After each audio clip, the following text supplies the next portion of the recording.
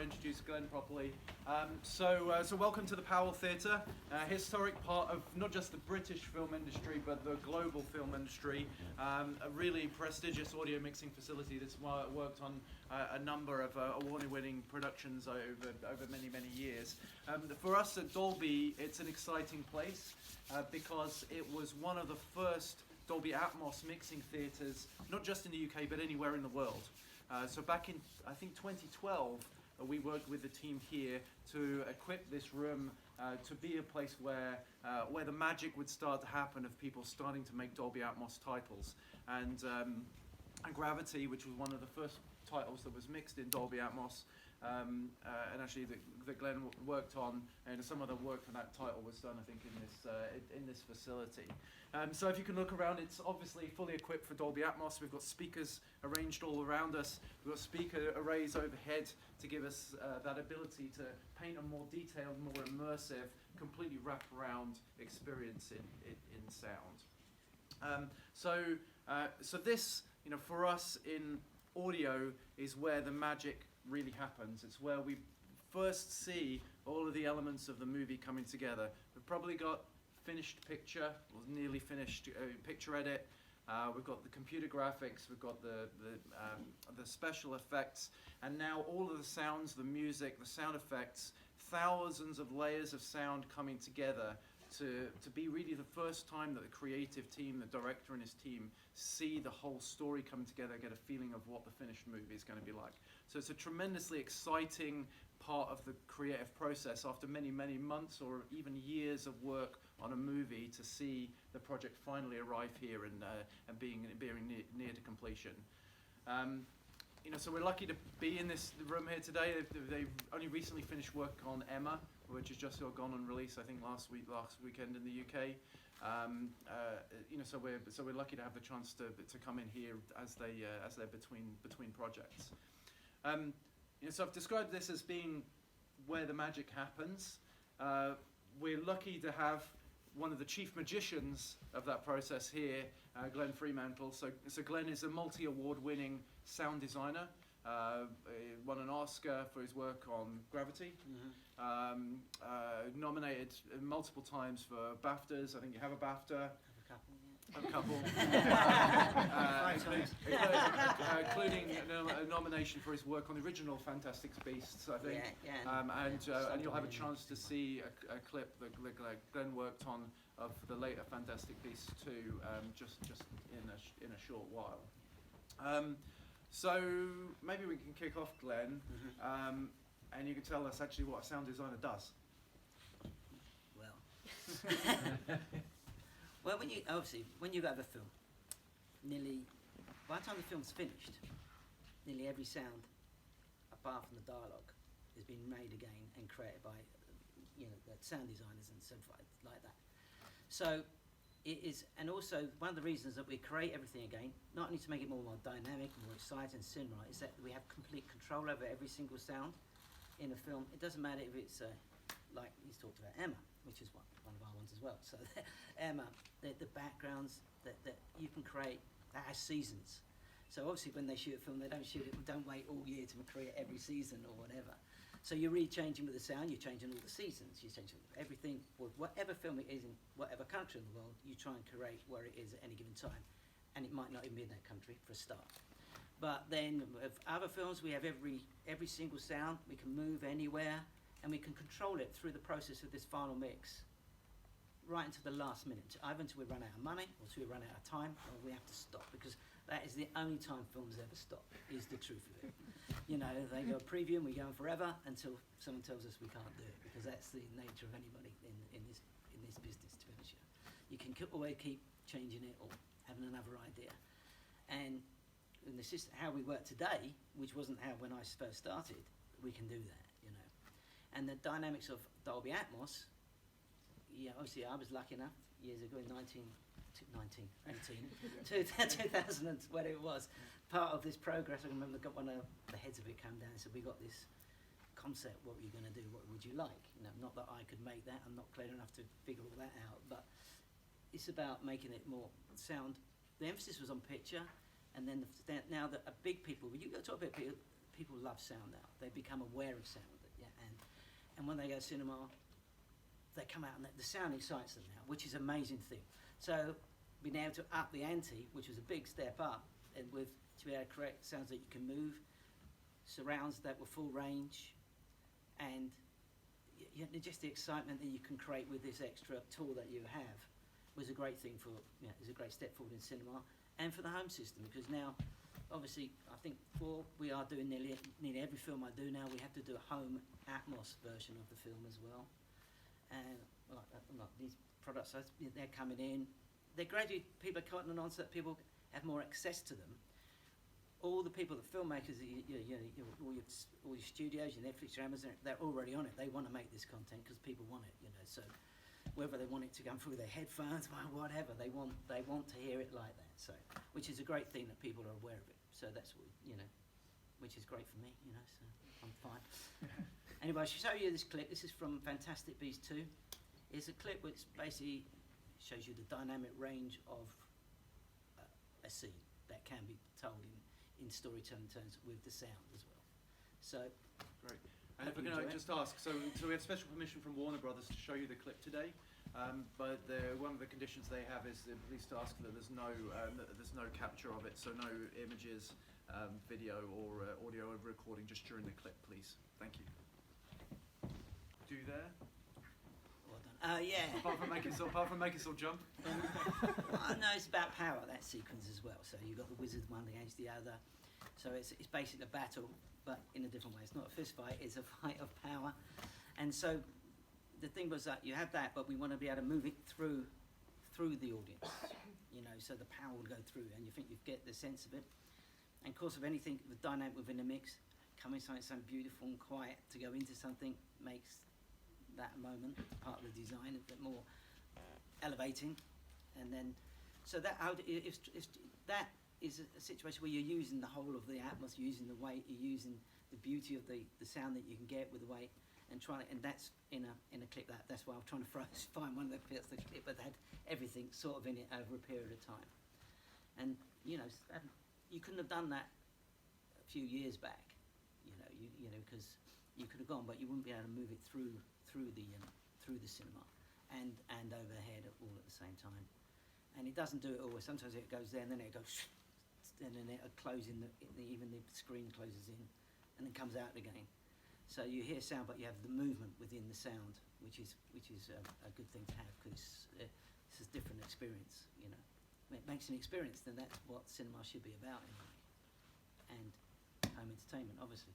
Yeah, because like I said before, these films are always, everybody wants. We did obviously a home Atmos mix of this movie as well, and nearly everyone we do now. So it's that's what that thought process with that was.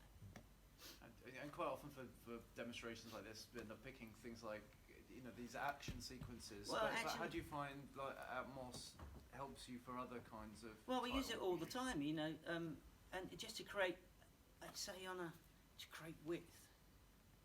It doesn't have to be. I mean, I don't think it's Atmos is good in all situations because it gives you, it can widen. You can sense that sort of opens something up, like if you're going through a secret guns and you go and then it opens up, that you can open it up through a tunnel, right, rather than just being there, like you do in your ear. You hear something or you can take something somewhere, So it gives you a chance to create a more real life experience, but sometimes we're even more dynamic than you can have in real life because you're perimeter, so you can hit it and stop it and bring it up. So yeah, it's a great advantage, and it creates. I mean, and obviously just a better sound, which is good. If anything, it's an improvement all the time, and that's what we want. Like I think I said before, picture was the big. Everyone looked about the picture HD, picture cut, this, that, and the other, to do with the picture. And like I said, now people are really interested in. People are really aware of something. They love it, don't they? And they come out and say, "Did you hear that?" And they're all like buzzing when it whizzes over their head or something. And yeah, it's exciting. It can only get better, can't it? And do you see? I mean, I think you mentioned some of the, movie studios are thinking about the home releases. Oh, they think about right from the beginning. Like I said, we do home Atmos on everything. We didn't do like big TV shows. We do a home an Atmos mix on it as well. you know, because as more and more people it becomes more accessible for everybody to have a system with Atmos in their houses now. I mean, I know people have the 5.1 then with the sound bars, and you know what I mean. And there's more content being made with these versions of mixers on nearly everything.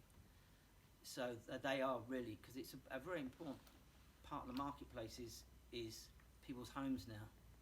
You know, more and more because of, you know, the quality you can get in your house is stunning now. You sit down quietly and watch it on a big screen, and whereas before when they first all came out, the prices were unbelievably expensive and difficult and too much wiring, and I think things are making it easy. And obviously all the studios, Warner, Fox, Universal, Netflix, Amazon, and everyone we do films for, it's always on their delivery requirements, you know. And it's just, it wasn't there a few years ago, but it is now, you know. We may do the odd one that had a massive release, but now it's literally every film we do. And sometimes, I said before, sometimes we might do a 5.1 on the cinema release, but we will upmix it and give it for an Atmos release for home and home release. Because it's, you know, the market seems to be growing and growing, you know. And we're driven by what people want of it, so that's and the studios know that's where it's all going as well. So I think we've got a few minutes for a few questions, if anybody's got any questions for Glenn. Going from an elaborate sound setup like this and then condensing it into 2.1 sound system and Dolby Atmos, how dumbed down is it? You know, when you don't get that expansive. Well, it's like anything. I mean, if you've got a good system at home, then it depends. I've said it before. It depends what the system is. Depends you know what it is. You know, because it's obviously you're going to get more than you would do without it, and that's the thing. So it's bringing more and more into the home than you would have before. I mean, and it does depend on your system, you know, and what it is. To be honest with you, it's like anything. If you buy the better system you buy, the more processing what it's got, and the bigger it has. But the bottom end and the clarity is so much different. You know, even I used to dread listening to stuff, you know, at home that I worked on, because I'd just be disappointed, you know, like, well, not just disappointed, I'd just sulk, but it's like, you know, and it wasn't like that really, you know, but now, you know, funny enough, it is come better and better now that, you know, I don't mind, you know, look at that. But, yeah, so the technology and the emphasis, I think, whereas before it was, I think, in TVs anyway, it was all about the look of it, about this, and about, oh, isn't that pretty in my living room? And they did used to have tiny little speakers, and they didn't really bother about sound, you know. But now they are bothering about it, which is, you know, good to all our ears who make films, because it's, and, you know, the sound, everybody realise that the sounds can get bigger and more, and people really emotionally contacted to it. So it is, I think people are getting better systems. They can buy them a lot easier, and the people that make them, all the studios, are aware of that, and they put more, and they are spending more money and making sure that these mixes, these big mixes, carry through their life. You know, because, you know, they know, well, that's where a lot of people are going to see them, which is a good thing. You know, you know, sometimes you'd get that, they'd knock out a near field, but now like Netflix and all the studios now want that spent time, so that you can be to make it the best it can for that place. So the industry's doing it, studios are doing it, directors know they have to do it, whereas a lot of the time they were just about the big film and that was it. They're all understanding that a lot of people will see it in their homes, and, you know, so the best that anything can do, picture and sound, to get it into people's homes. I mean, it's very important, because that, you know, that is, times are changing, aren't they? You know, a lot of people still go to cinema, but people watch them on phones with headphones, and, you know, and you can get and sound pretty damn cool on there now. You didn't used to, but you do now. So what compromises do you make when you design it? When you do an Atmos deliverable for the home or for home media? Well, obviously you have to scale down because there's less speakers, and a lot of it is through algorithms and things, you know, like, you know, which is outside my. But we then listen to it, and you know, like, from a human aspect, I'm not an engineer. I don't make any equipment, but I just work in what I hear, you know. So we just try and make the best with everything that we can get to get down onto that bandwidth, whatever they have to. Because, you know, like all stations, televisions, they all have their different rules that you can't pick over so many, you know, there's a rule there that says within that amount of time it has to stay. Everything has to be within equilibrium with that. So sometimes you might have to adjust tiny bits to get your big moment as big as you want and compensate somewhere else over a period of time. But you know, that's life, isn't it? You know, in everything. But everything is done, and I'm sure more and more will come to create what we do for the cinema in your home.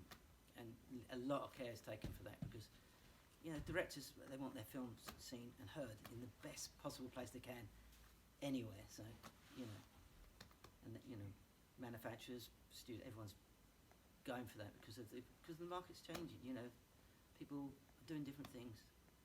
You know, and they are very, very aware of that. Yeah. What do you think about the Dolby Atmos for music only, not movies? Well, just for music. What in? Because Just, there is well, yeah, an just, option. A trend. yeah.